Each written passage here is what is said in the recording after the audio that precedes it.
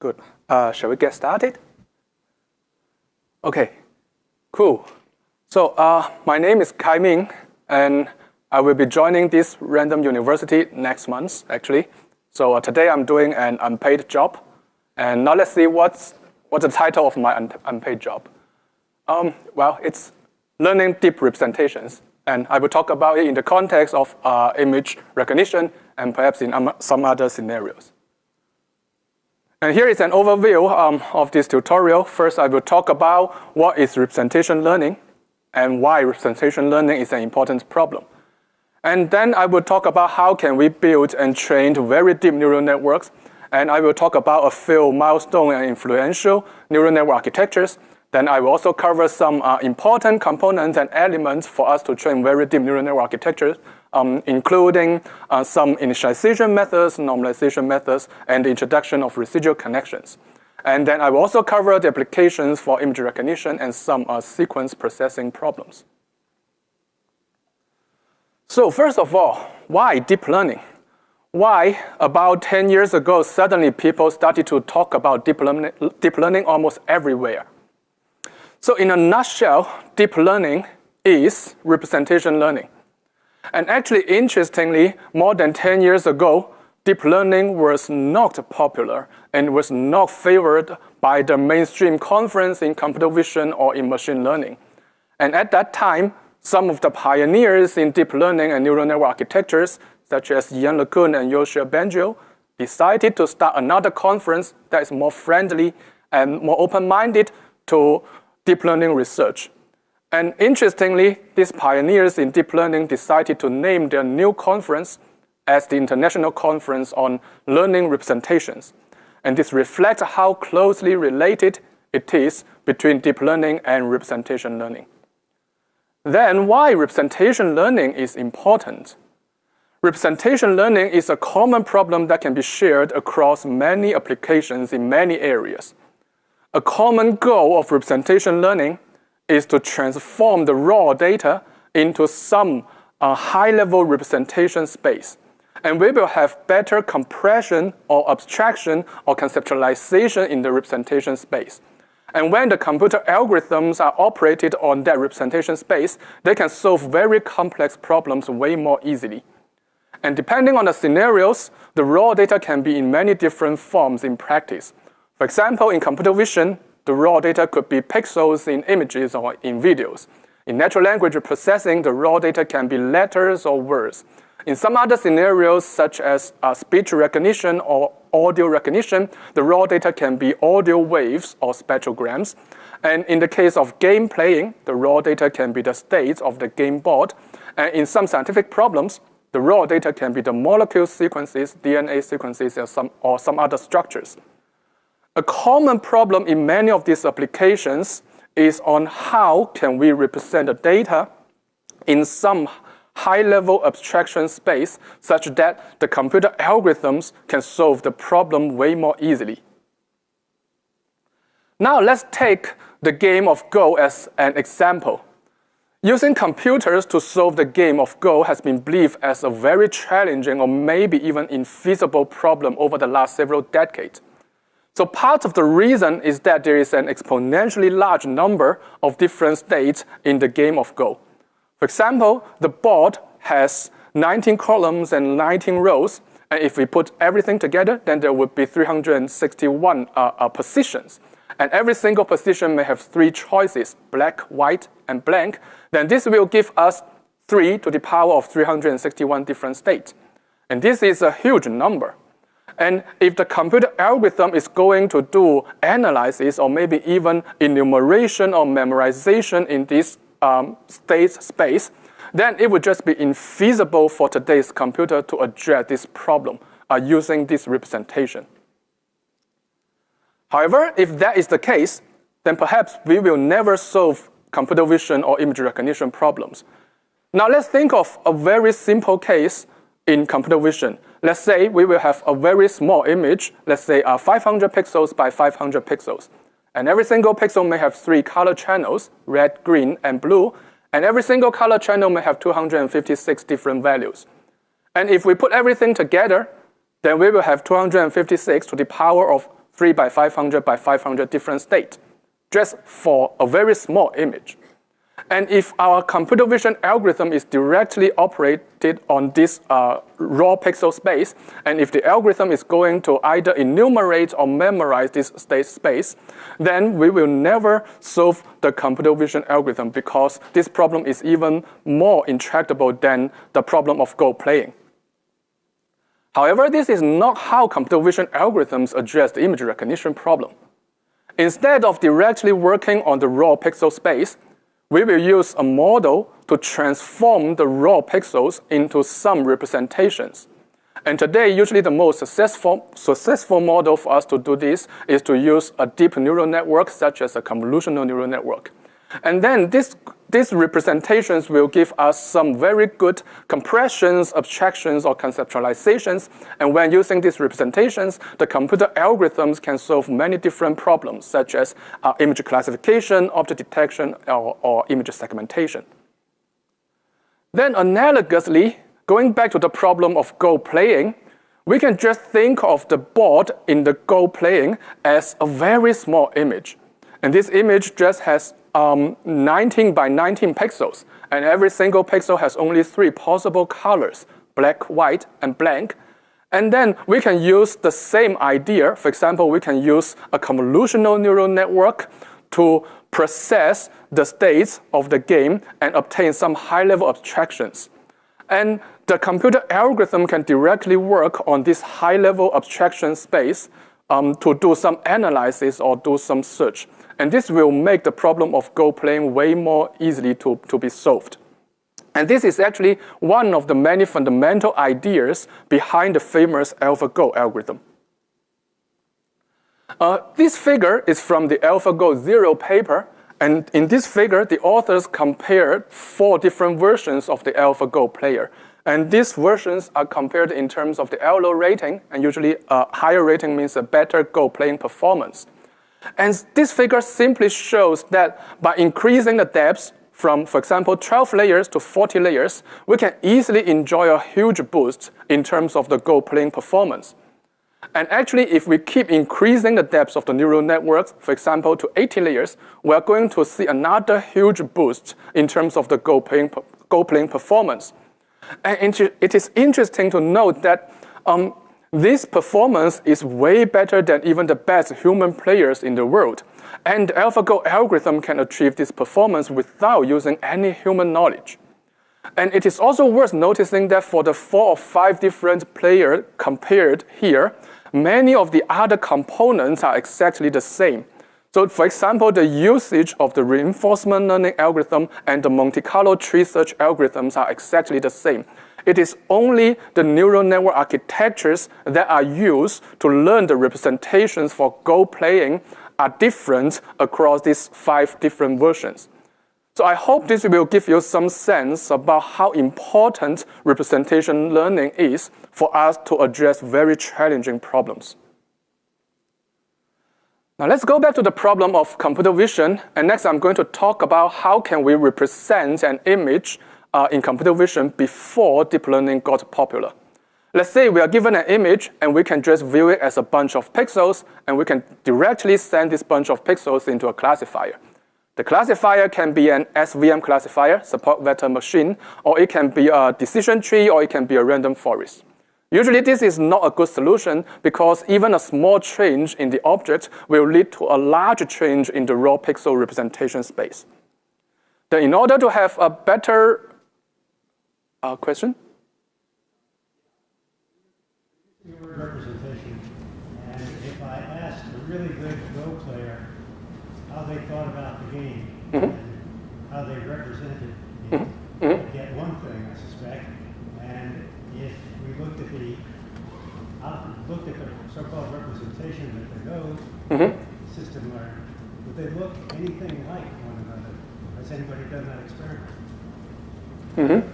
Yeah, that's a very good question. So I'm not a good Go player, but I got to know that there are very fancy terminology about Go playing. The terminology about the expert players sensation about how the current state is. So the Go player has their own internal representations for Go playing. And those internal representations may not be well aligned with what the representations can be learned by computer algorithms. And actually, after the AlphaGo was developed, I believe many of the expert players use the AI to help them to improve their own internal representation of human beings. Okay, good. Okay, let's go back to our story. So in order to have a slightly better representation, we may want to compute the edges on top of the pixels, because this will give us some more robust representations in case the illumination or the colors of the input space may change.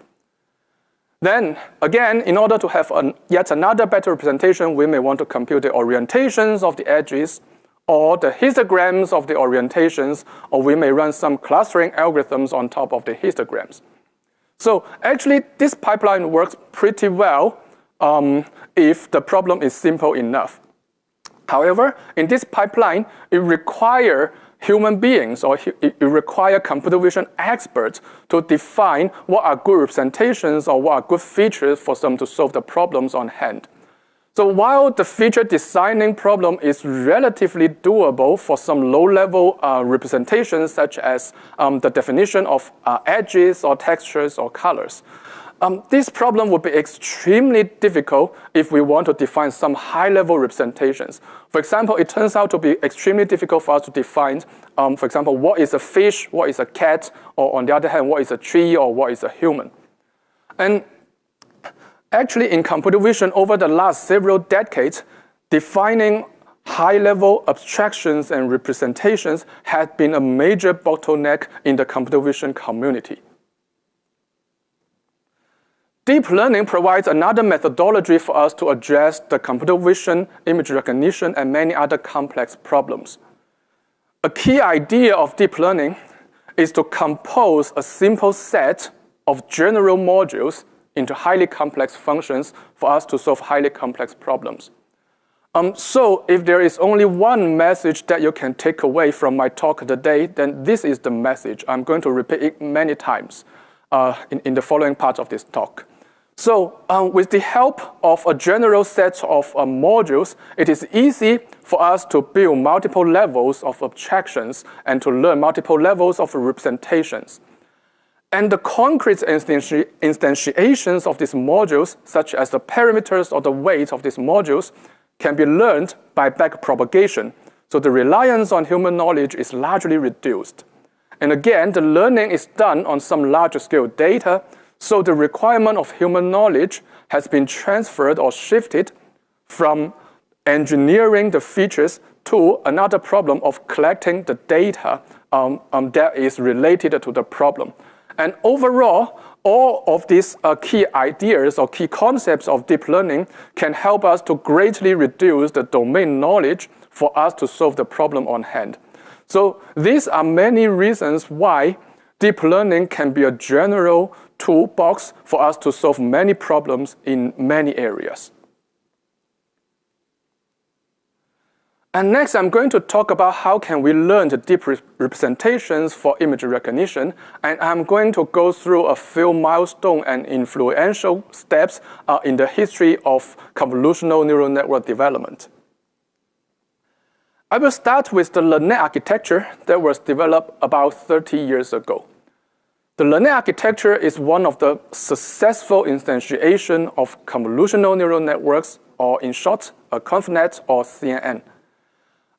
Simply speaking, a convolutional neural network is a translation invariant architecture. So by translation invariance, we usually mean if we have some operations inside a sliding window, and when the window is translated by a few pixels, we will still have more or less the same operations. And translation invariance can also mean if we translate the entire input image by a few pixels, we can still have the same output class label if we are doing the classification problem. Then the LeNet architecture has introduced several foundational elements for convolutional neural networks. These elements include the usage of convolutional layers, pooling layers, fully connected layers, and more importantly, the idea of training the entire architecture end-to-end by backpropagation. And again, a convolutional neural network is just one instantiation of the deep learning methodology, which is to compose simple modules into highly complex functions. And next, I'm going to introduce two of these simple modules that are foundational. The first module is the convolutional layer. Simply speaking, a convolutional layer is just local connection plus spatial weight sharing. In contrast to a convolutional layer, one of the most popular layer type is the fully connected layer. In that case, every single output neuron is connected to every single input neuron in that layer. And here, every connection represents a weight or a parameter that can be trained. That is to say, if we have many input neurons and if we also have many output neurons, then we will have a great number of trainable parameters. And that is not ideal. And in order to partially address this problem, people have developed another layer type, which is called a locally connected layer.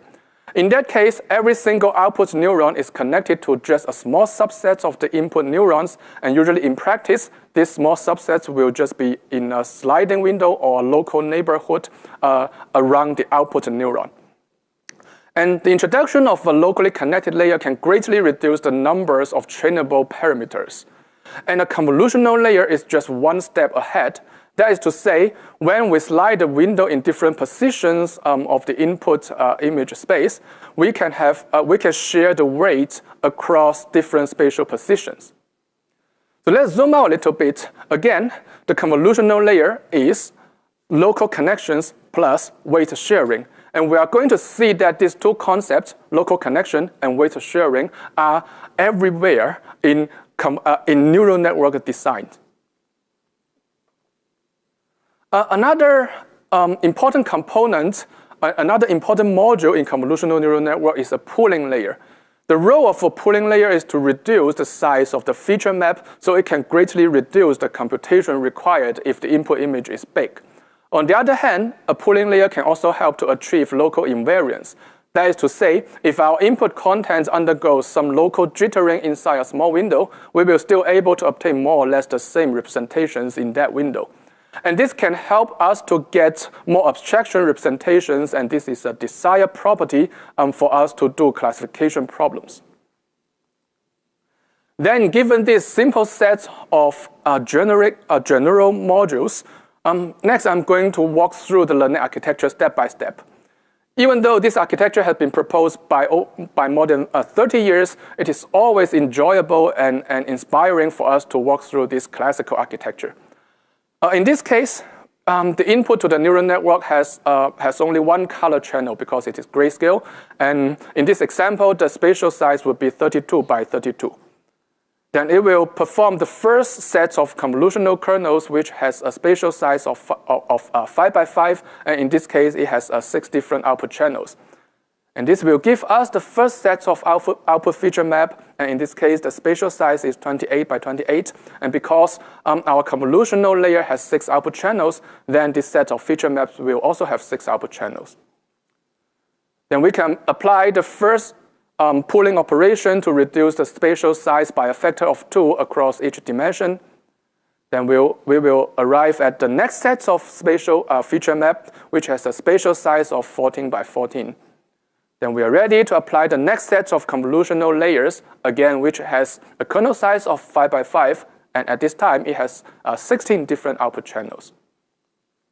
Then we will arrive at the next set of feature map, which has a spatial size of 10 by 10 here, and again, the next pooling layer to reduce the spatial size, and we will arrive at the final set of spatial feature map, which has a spatial size of 5 by 5.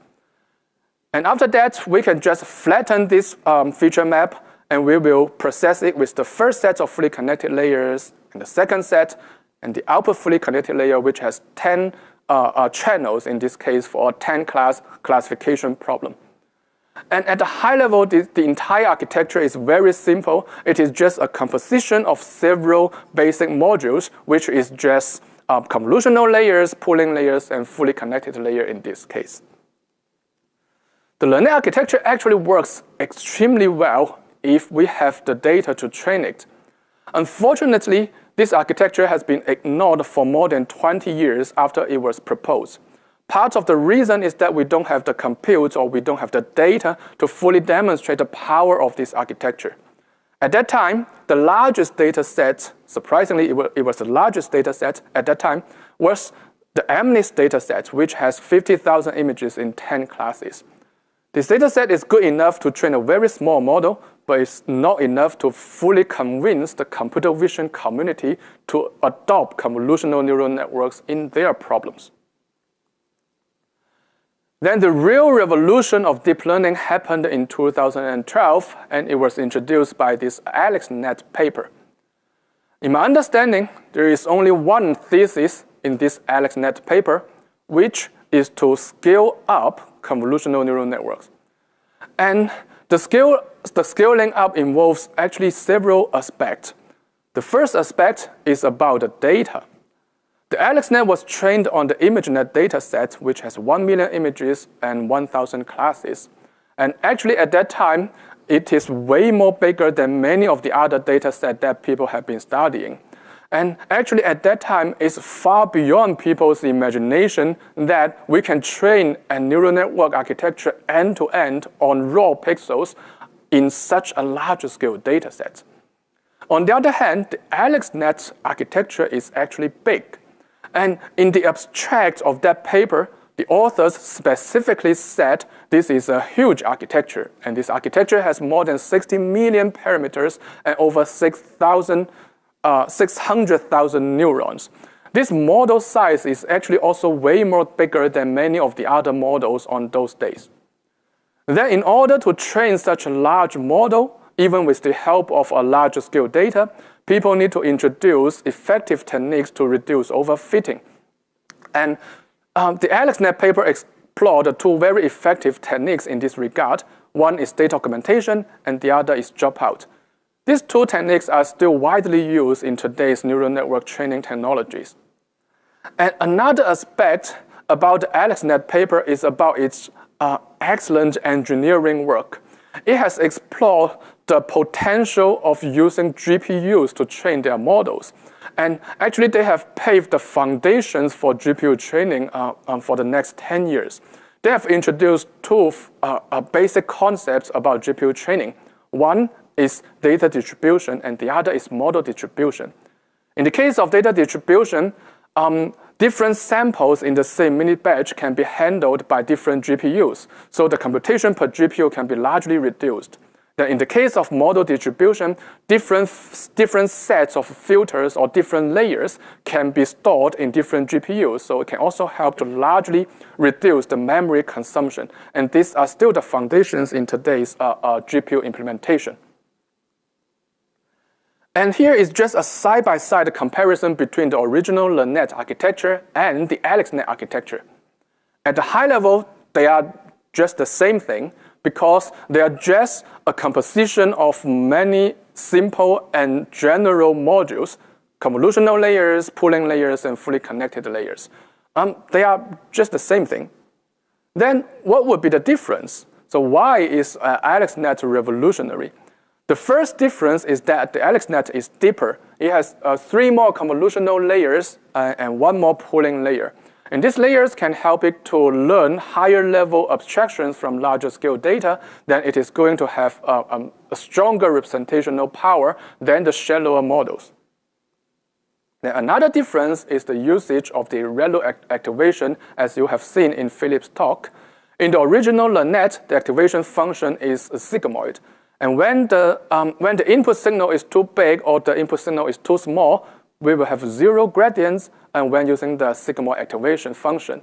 And as a comparison, in the AlexNet, for the first time, it started to explore the usage of ReLU activation function to train a very deep neural network architecture. And in the case of ReLU, it is only when the input signal is smaller than 0, it will have 0 gradient.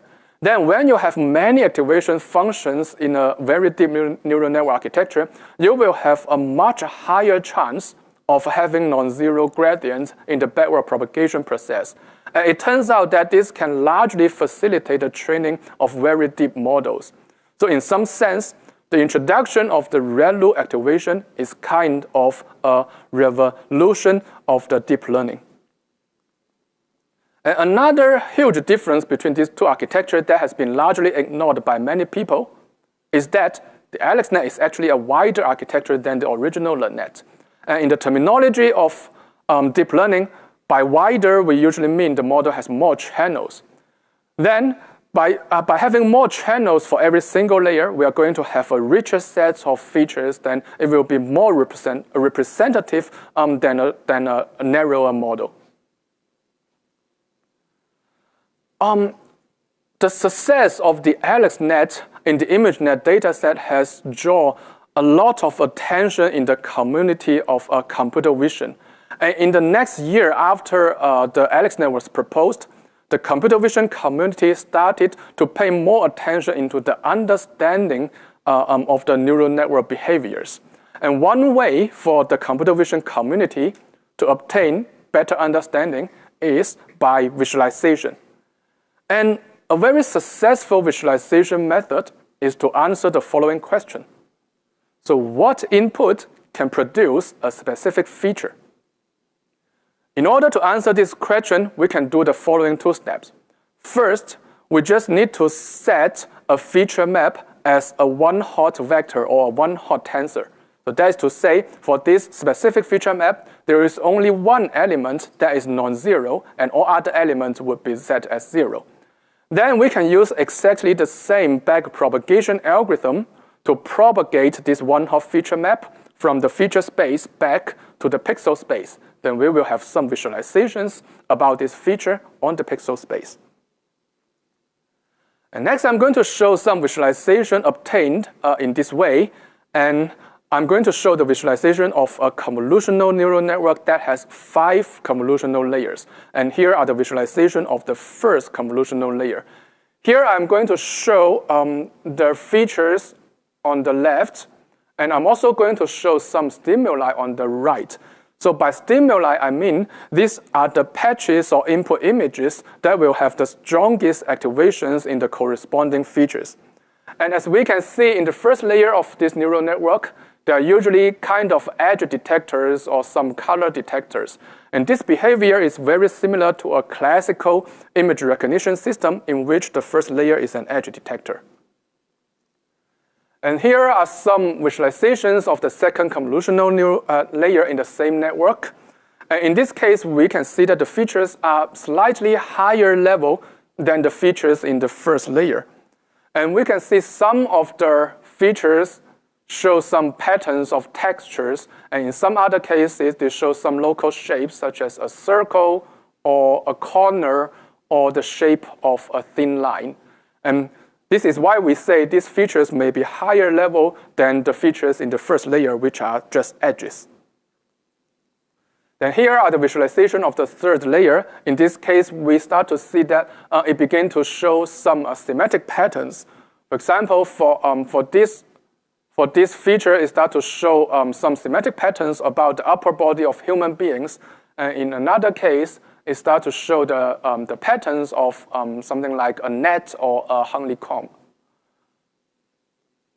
Then again, here are the visualization of the fourth layer. And again, it is higher level than the representations of the previous layer. And there are some shapes of dog heads or perhaps the shapes of the body of a bird with 2 legs. And again, these are the visualizations of the last convolutional network, the convolutional layer in this network. And again, this would be higher level. It is not perfect. For example, in this layer, it will mix several things together. But in some other examples, for example, for this filter, it will give the representations for different types of dogs. And for this filter, it will give the representations for different types of animals with eyes. And actually, in computer vision, these high-level abstractions or high-level representations are very difficult to be designed by hand. So these high-level representations are exactly what the computer vision community have been looking for over the last several decades. So this visualization helps to convince the computer vision community that deep learning or deep convolutional neural networks are the right way to go. And as a byproduct of this visualization, at that time, the computer vision community started to make a very significant discovery. At that time, they discovered that these deep representations are transferable. And in my opinion, this is actually the single most important discovery in the deep learning revolution. Then what does it mean by transferable, or what does it mean by transfer learning? In my opinion, transfer learning is just an amazing idea. Let's say if we can train a larger scale network on a larger scale data set, and if we can discover that this network will learn some high-level representations or high-level abstractions, then we can hope this high-level representation is not just related to this data set. These high-level representations can also be used in many other smaller scale data sets that have something to do with this larger scale data set.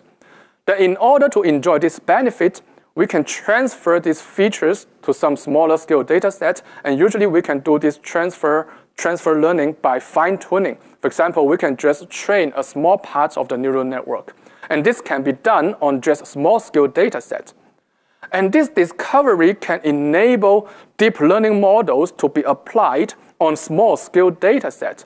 So you don't need a large scale data set for your specific task to train very large scale models. You just need a small amount of data set that is relevant to your task. Then this discovery completely revolutionized the computer vision community, because with the help of transfer learning, we can enjoy the benefits of deep learning in basically all small-scale data sets, and they can achieve unprecedented accuracy in many of the computer vision tasks. So this is just game-changing. So in this sense, some of the larger scale data sets, such as the ImageNet data set, is no longer a fine-grained or a tedious fine-grained classification problem that has more than 1 million images or 1,000 classes that I'm not going to tell. The ImageNet dataset becomes the engine for us to learn general representations that can help basically all computer vision tasks.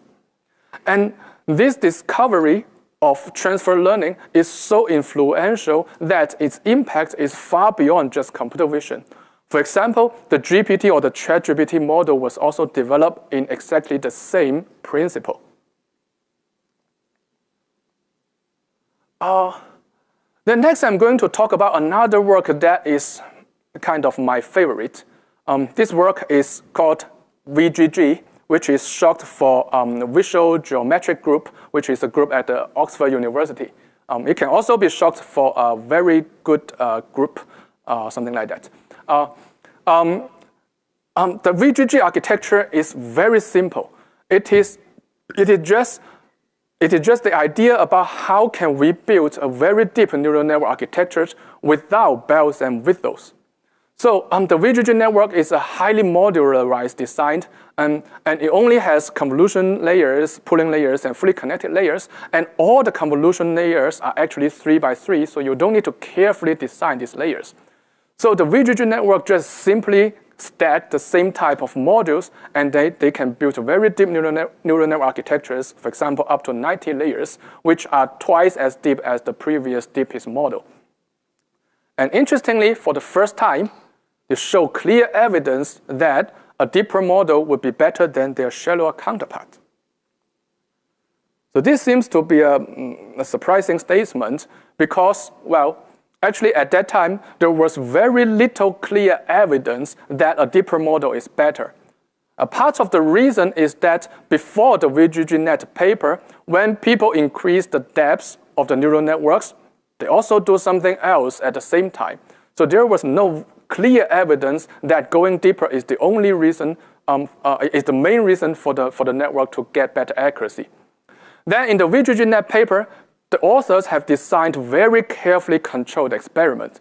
They try to remove all the bells and whistles in the architectural design. They introduce very little config engineering, and they develop very simple rules for them to set the number of channels or the number of layers for every single stage. And all the thing they do is just to add more and more 3x3 convolutional layers. This is a very simple design. This is extremely elegant. However, these simple baselines are very hard to beat. Actually, in those years, the VGG networks are just the state-of-the-art architecture in computer vision. It is the default backbone architecture for us to solve many different problems, including classification, detection, and segmentation. And they can easily outperform the counterparts that use shallower neural network architectures. Actually, the VGG network are just the state-of-the-art before deeper neural network came along. Then there is just one caveat about the VGG network architectures. That is, these models were not trained end-to-end. Surprisingly, these models were trained by a technique that is called a stage-wise training. For example, in order to train a deeper neural network architecture, they need to pre-train a shallower counterpart of it. Then they add, for example, 2 more layers on top of the previous model, and then they keep fine-tuning it. So this stage-wise training strategy is actually not ideal. It is actually against the end-to-end training philosophy of deep learning. In order to train these model architectures from scratch, we need to develop better initialization algorithms. Then, in the next year after the VGG network paper, the community started to pay more attention into the network initialization issue. Then, now let's zoom out a little bit again, and we are going to talk about why are these deeper neural networks are more difficult to train. Intuitively, a very deep neural network will have just have a stack of many building blocks and many modules. Now, let's say if every single building block will do something wrong or it will introduce some troubles, then after we stack this building block for many times, then our troubles will just simply be accumulated. So in practice, we are going to see some exploding signal problem, or we may also see some vanishing signal problem. And in this case, we may need some network initializations to help us to get the neural networks to start training. Next, I'm going to delve a little bit deeper into the network initialization algorithms. Here I show a simple layer, which is linear in a neural network. In this case, the input X would have X nodes or X neurons, and the output Y will have M nodes, and the output is just a linear transform of the input, and the transformation will be represented by a weight matrix W. It's the simplest thing in a neural network architecture. Then if we assume all the elements here, for example, X, Y, and W, are independent with each other, and if we further assume there is only linear activation inside the entire neural network, then we can show that after the signal being processed by one layer, the variance of the signals will be scaled by a scaling factor. For example, this equation basically says the variance of the output of this layer equals to the number of input neurons times the variance of the weight matrix times the variance of the input signal.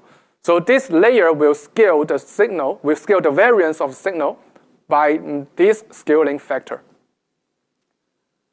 And we can apply this formulation many times in a very deep neural network if we don't have any activation, or if our activation function is linear. We are going to see that the variance is still scaled by the product of many scaling factors. This equation basically says the variance of the network output equals to the product of these many numbers times the variance of the network input. And this is the formulation of the forward propagation.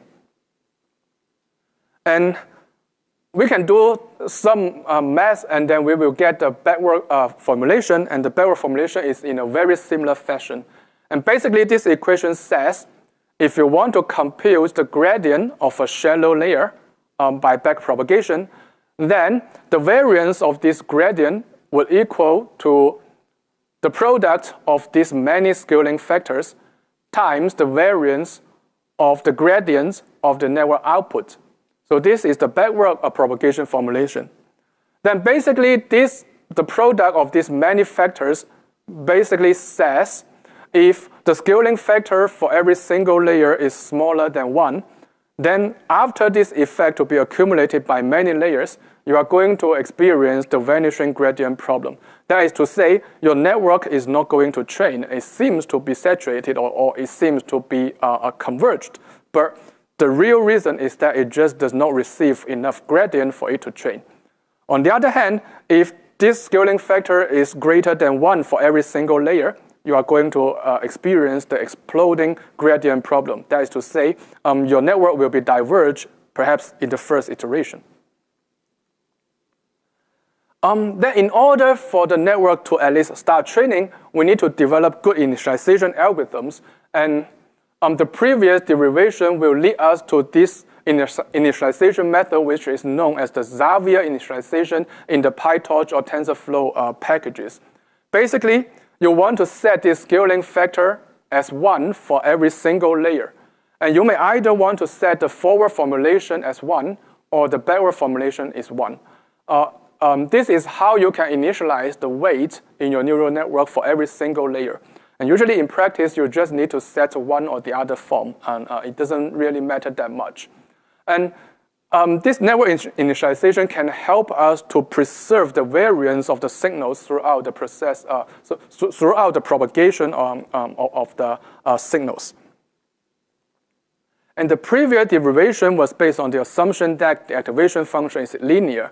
And in practice, usually that's not what you want. You may want to introduce a ReLU activation. Then we can also show that with the introduction of ReLU, you may want to have a slight change in this formulation. And that is to say, you need to add this factor of 1/2 in these equations. Intuitively speaking, the ReLU activation may cut half of your signal in the training process. That's why you need to introduce this scaling factor of 1/2. And even though this seems to be a very small change comparing with the previous version, it turns out to be very important. That is because if you are going to introduce some problem or some trouble for every single layer, then after many layers, if you don't do things right, you are going to experience the vanishing gradient problem in this case. And these initialization methods can help us to train the VGG network from scratch without the requirement of stage-wise training. And this is about how we can appropriately initialize the network architectures. Then let's go back to the year of 2014. And next, I'm going to talk about another very interesting work, and that is in parallel with the VGG network. And this line of research is usually referred to as GoogleNet or LeNet or Inception. A common thesis of this research is about how can we design deep and at the same time economical convolutional neural networks. There are several interesting ideas involved. The first idea is to use multiple branches. For example, you may have 1x1, 3x3, or 5x5 convolutions in the same module. And at the same time, you may use a 1x1 convolution as a bottleneck. That is to say, you can use this 1x1 convolution to flexibly control the number of channels in your neural network. You may either decrease the number of channels or increase the number of channels in some other cases. Also, as a byproduct, the GoogleNet has also introduced a 1x1 convolution as a shortcut in their module. So it is a shortcut because this 1x1 convolution can be shallower than the other branches in the same module. So it can be called a shortcut. Well, actually, in my opinion, the Inception architectures are just crazy, and there are millions of versions of different designs. Most of the times, if you are lucky enough, it's good. It will give you a very compelling compute and accuracy trade-off in terms of neural network design. However, it also introduced another problem. So the crazy design of these architectures may break the simple assumptions that are required for us to develop the initialization algorithms. So you may either want to develop some other initialization algorithm specifically for all this crazy design, or you may want to introduce some other modules that can help you to train these neural network architectures. And motivated by these Inception architectures, people started to look at another family of methods which is called normalization modules in the neural networks. And in 2015, people started to look at normalization modules. Actually, long before that, people had realized that if we want to train a very good neural network, if we want the neural network to start converge, you may want to normalize the input. And actually, even today, this is what you need to do as a preprocessing for your data.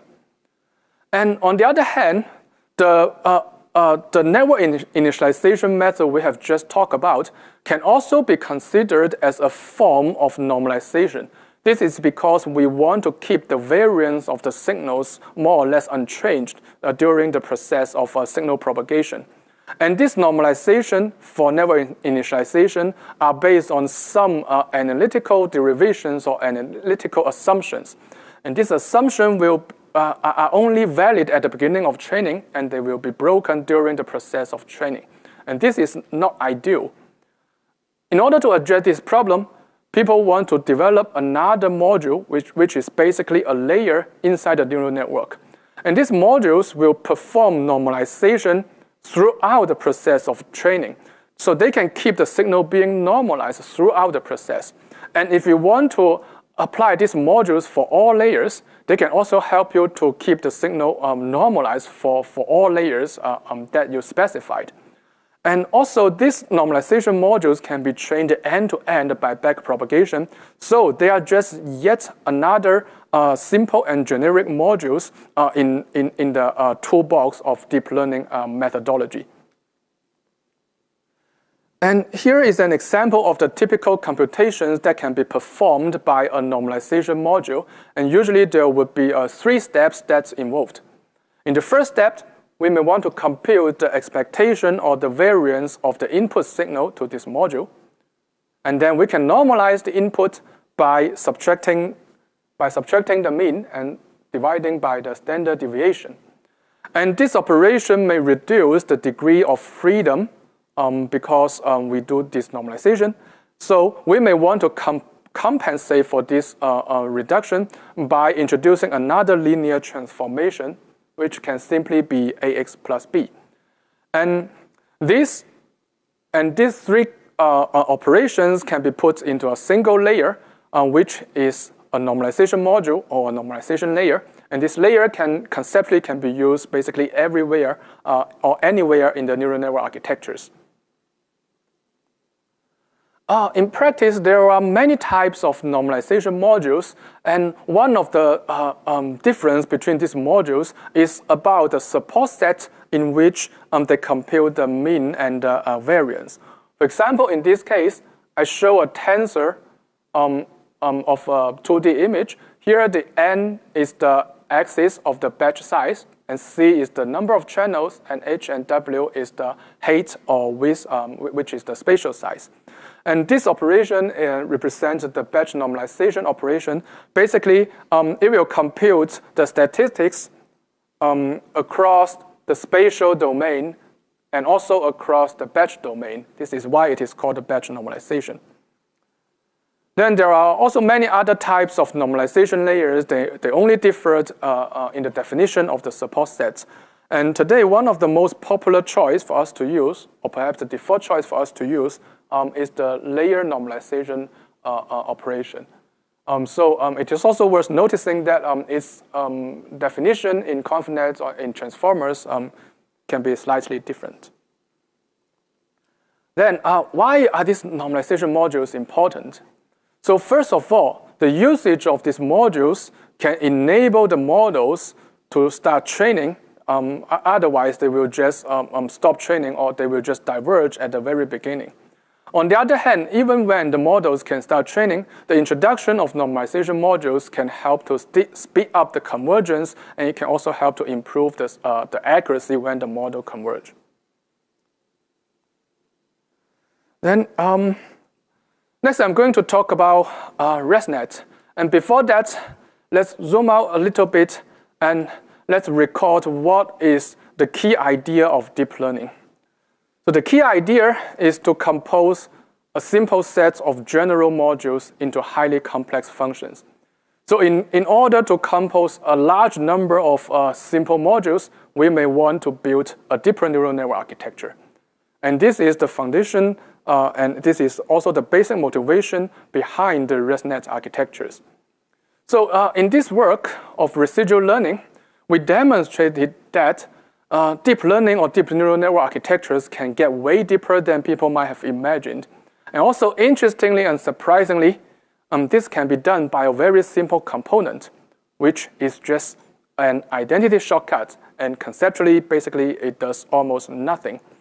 However, the introduction of this simple component can enable neural networks with hundreds of layers to train from scratch and to achieve better accuracy. And next, I'm going to tell a little bit about the ResNet story. The ResNet was motivated by an empirical observation, which is known as the degradation problem. We have discussed very good initialization methods and also very effective normalization modules. Then, with the help of those modules, it is sufficient for us to train very deep neural network architectures from scratch and obtain some accuracy. Then, as such, is deep learning just as simple as stacking more and more layers? Unfortunately, the answer is negative. In practice, it turns out that the models will degrade very quickly after 20 layers. And this degradation is not because of overfitting. So that is to say, the deeper models not only has worse validation accuracy, they will also have worse training accuracy in practice. So it turns out that these deeper neural networks are just more difficult to train. And this is counterintuitive. Now let's have a thought experiment. The deeper models actually have a richer solution space than the shallower models. So that is to say, the deeper neural networks should not have a lower training accuracy. It is easy for us to have a solution to the deeper neural network by construction. We can simply train a shallower neural network to achieve some good accuracy if we can do that. Then we can just copy the trained layers from this shallower model to the corresponding layers in a deeper counterpart. Then for the other layers that are unique to the deeper layer, we can just simply set them as identity mappings. And the presence of this solution to the deeper neural network architecture suggests that it should at least have the same training accuracy as some of the shallower counterparts. So the empirical observation of degradation suggests that the optimization may not be able to find this solution, or the optimization may not be able to find a solution that's similar enough to this one. And this motivates us to develop a framework which is called deep residual learning. And again, here, let's zoom out a bit and let's think of a very deep neural network architecture, and then let's focus on a small subnet inside a very deep neural network architecture. And in this illustration, this small subnet has only 2 layers in this case. And then we use a function hx to denote the underlying desired function that is to be fit by this small subnet. Then in the case of a classical vanilla neural network, the only thing we can do is that we hope these 2 layers can fit this underlying function of hx. Then the idea of residual learning is different. We don't need to use these weight layers to directly fit this function hx. Instead, we may want them to fit another function which is fx, and this function will represent the delta or the change that we can make on top of the input to this small subnet. And in order to have the original desired function, we just need to add the fx into the inputs of this subnet. And this addition can be easily achieved as an identity mapping, which connects the input of this subnet to the output of this subnet, and the signal will be merged by element-wise addition. And this will also turn this subnet into a residual block. And in this residual block, the weight layers will perform a function which is called a residual function. Basically, the residual function is just the incremental changes on top of the input. And now let's think of the entire residual block as a function that we want to use. If the identity mapping is optimal for this function, then it should be easy for us to achieve it because we can set all the weight layers as 0. And if identity mapping is almost optimal, then we may also be able to have a good solution because we can set the weight as some small numbers. And in this sense, actually, the idea of residual learning encourages a building block to make small and conservative and incremental changes. However, by putting many small changes together, it is still possible for us to have to learn a very complex function. And this also follows the deep learning methodology. And again, as a byproduct of the introduction of the residual block, it is easy for us to have another initialization method. We can just set the weight as some small numbers or set them as 0 at the beginning of training. This is to say, the entire residual block will just be identity mapping or similar to an identity mapping at the beginning of training. So the signal in the forward process and also in the backward process can be easily propagated with this identity mapping at the beginning of training. So you don't need to worry too much about the initialization algorithm. Then it is easy for us to adopt this idea to build a very deep neural network architecture. So in some sense, you may just need to add this many identity connections into a vanilla neural network, then you can turn it into a residual neural net. Or equivalently, this can be thought of as simply stacking many residual blocks to create a very deep model. So in this sense, the introduction or the design of a residual block actually becomes the new generic design or the new generic modules for us to build very deep neural network architectures. So after the introduction of ResNet, people started to focus on the design of every single building blocks. And perhaps one of the most successful design is the transformer block. And then after that, you just need to stack the same type of block for many times, and you don't need to carefully design every single specific layers when you have many more layers. And then here are just some results about ResNet. In this figure, the x-axis is the depth of neural network, and the y-axis is the classification accuracy. And this figure basically says a vanilla neural network will start to degrade very quickly after 20 layers, for example, and the ResNet can keep improving after many layers. And the same pattern can happen on ImageNet and many other data sets, and this pattern can be summarized in this form. So without the help of residual connections, the neural network will start to degrade after a certain point, depending on your scenarios. And with the help of residual connections, it can keep improving, and when you add more and more layers. And this is a highly desired property. Then here is a checklist of the several things that you may do to build and train the very deep neural network architectures. And many of these concepts are just about how we can have a healthy signal propagation in the training process. And these aspects include the usage of a ReLU activation or other activations of a similar shape, and also the usage of an appropriate initialization algorithm. And it also includes the introduction of normalization modules and residual connections into your neural network architectures. Good. I have talked about learning deep representations with convolutional neural networks for 2D images. The next, I will also briefly talk about how can we learn deep representations from 1D sequences. A classical model for us to do 1D sequence modeling is recurrent neural networks, or in short, RNN.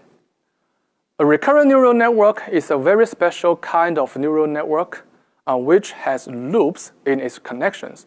So that is to say, given a recurrent neural network unit, it will take the input from the current time step, let's say xt, and then it will produce a hidden state given that input, for example, ht. And this hidden state will be used to determine the output at that time step, and this hidden state will also be used as the input to the next time step. And if we unfold this recurrent neural network architecture along the time axis, we can see that it is actually yet another weight sharing model with the weight shared across the temporal dimension. So, and also, this architecture is also a locally connected formulation. For example, for every single unit, it is only connected to the input of this time step, and it is also connected to the immediate previous time step. So again, we see that weight sharing and local connections are still two of the key properties in a recurrent neural network design. And this is conceptually very similar to a convolutional neural network. Then how can we build a deep recurrent neural network? And it also turns out to be very simple. In some sense, you just need to view the state from a recurrent neural network unit as a new sequence, and then you can process this sequence by using another unit. So that is to say, you can just stack many recurrent neural network units together, and you will have a deeper neural network.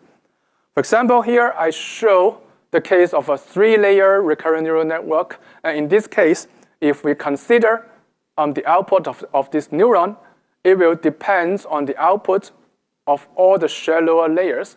And it will also depend on all the previous time steps in the same layer. And this is just a property of recurrent neural network architectures. And here is an example of deep recurrent neural networks in practice. This example is from Google's neural machine translation system that was developed for their product in 2016.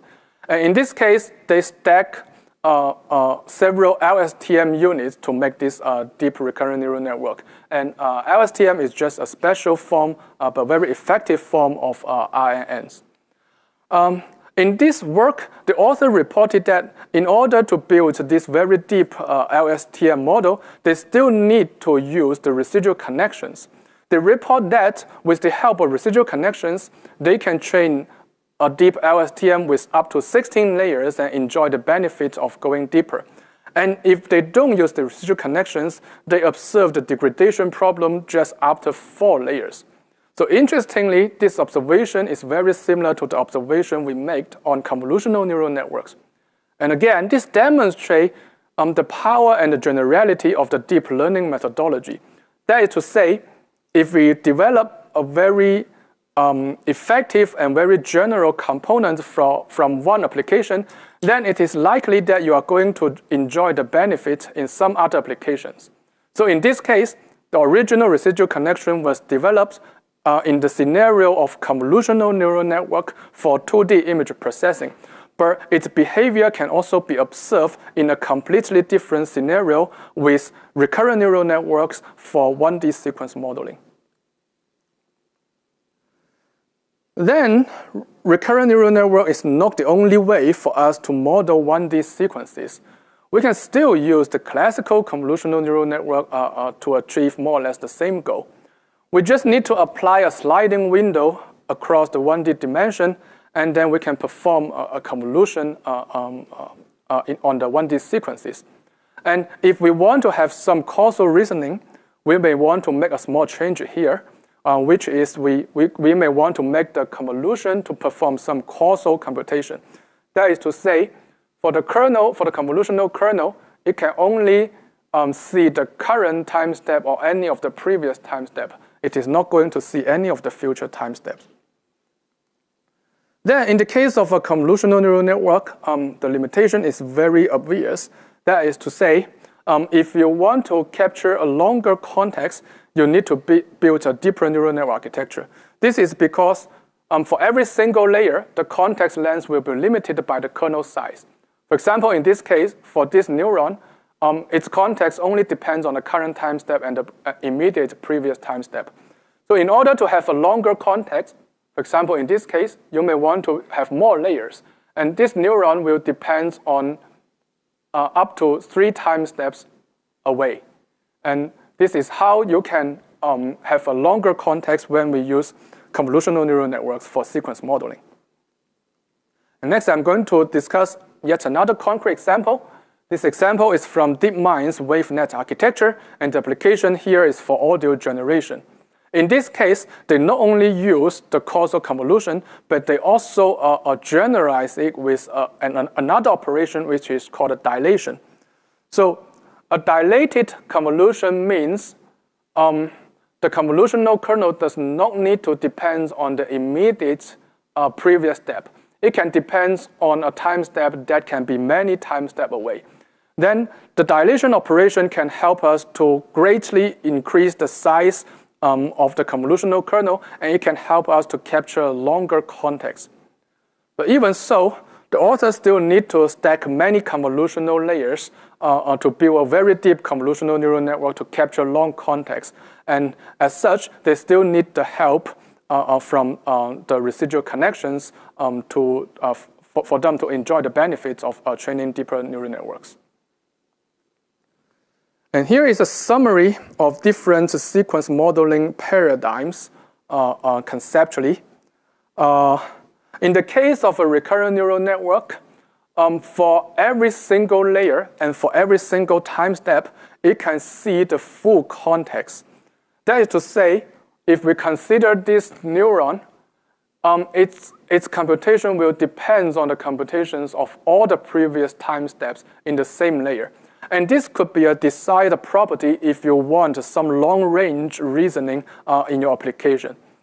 However, on the other hand, also because of this property, the computation of recurrent neural network is not feed-forward. That is to say, in order to compute the outputs of this neuron, you need to wait the outputs of all the previous neurons to be finished. So this behavior is not friendly to parallel implementation in GPUs.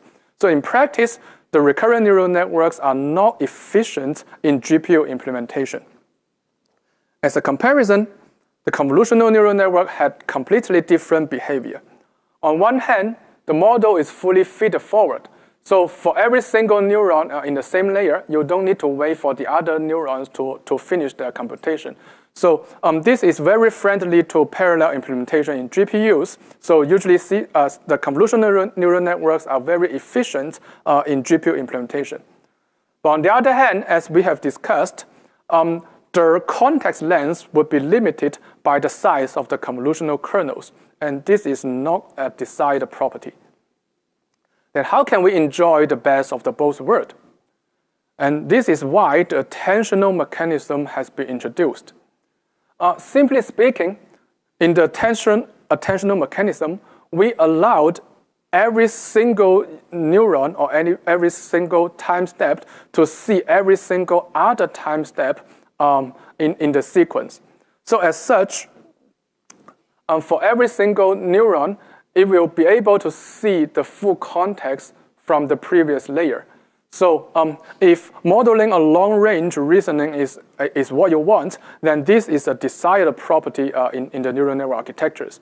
On the other hand, in the attentional mechanism, all computations are feed-forward. So you don't need to wait. You don't need to wait the computation of the previous time step at the same layer to finish. So this feed-forward computation is also very friendly to GPU implementation.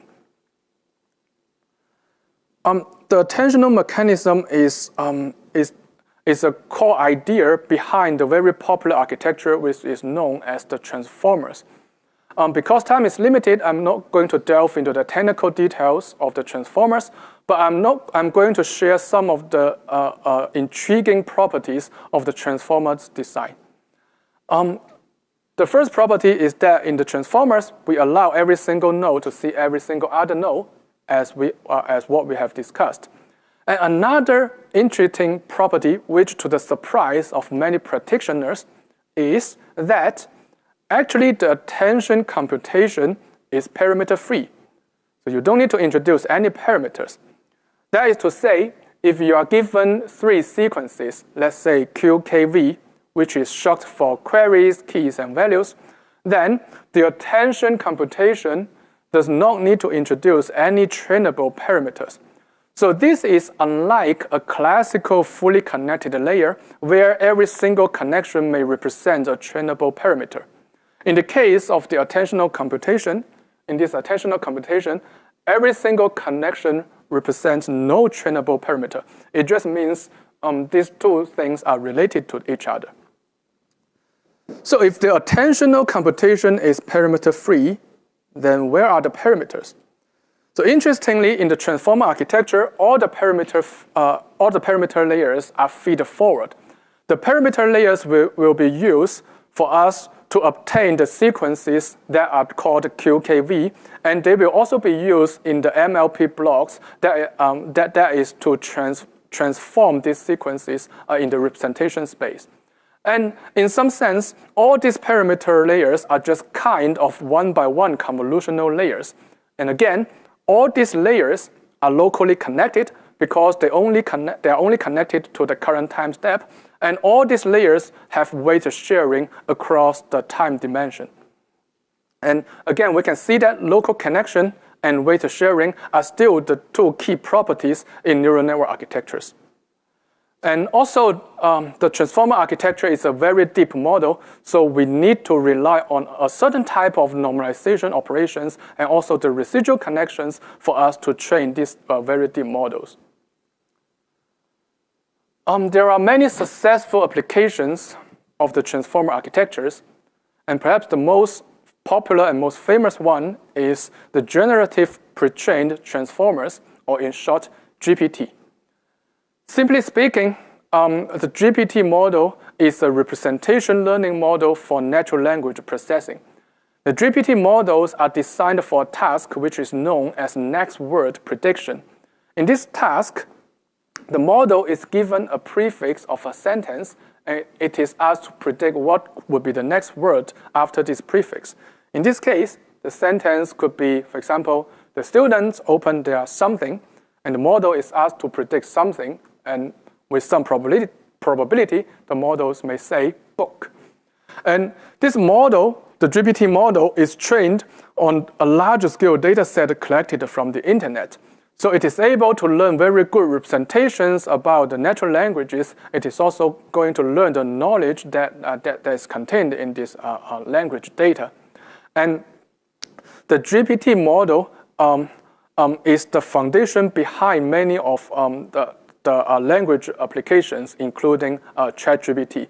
And actually, in order to enjoy the benefit, we still need to rely on the transfer learning paradigm. That is to say, we pre-train this model on larger scale data, then we need to fine-tune or transfer this model in some smaller scale data sets. Another successful application of transformers is the AlphaFold application. And simply speaking, AlphaFold is a representation learning method for the application of protein folding. In this case, the input to the neural network architecture is amino acid sequences, and the output of the architecture are just the protein structures. And this architecture has 48 transformer blocks, and the architecture would be trained on a larger scale protein structure dataset that has been collected by human experiments over the last several decades. And interestingly, even though many of these components, such as the transformer block or the usage of residual connections, were originally developed for many other applications, such as natural language processing or image recognition, this exact same set of building blocks can be applied to a completely different problem of protein folding. And again, this demonstrates the generality of the deep learning methodology. If you develop a very effective set of tools, then you may be able to enjoy the benefits of these tools, perhaps in completely different areas. Then we are ready to go back to computer vision, and we're going to introduce another very successful work, which is called the Vision Transformer, or VIT. So conceptually, VIT is just the application of transformers to 2D image processing. And it turns out that the idea can be very simple. We just need to prepare an input image as a sequence of non-overlapping patches. Then we can apply the transformer architecture on this 1D sequence as if it is whatever any other 1D sequences. And it turns out that this simple idea is very successful and very effective, and today it is one of the default choice for us to do image recognition in computer vision. And the significance of the VIT architecture is not just within computer vision, because for the first time, it demonstrated that the transformer architecture can be a unified architecture for many problems, including natural language processing, computer vision, or audio recognition, or 3D processing, and many other sequence processing problems. And again, it demonstrates the generality of the deep learning methodology. Now here is a conclusion of this tutorial, and this would be some takeaways from this part. And in this tutorial, I have introduced what is representation learning and why it is an important problem. Representation learning can be a common problem and that we may have across different areas and for different applications. And deep learning and deep neural networks are just very effective tools for us to address the representation learning problem. And again, the key idea of deep learning is to compose a simple set of generic modules into highly complex functions. And the deep learning idea can provide us general tools to address different problems in different areas. And I hope you will be able to use these tools in your areas in the future. And that's it for this part.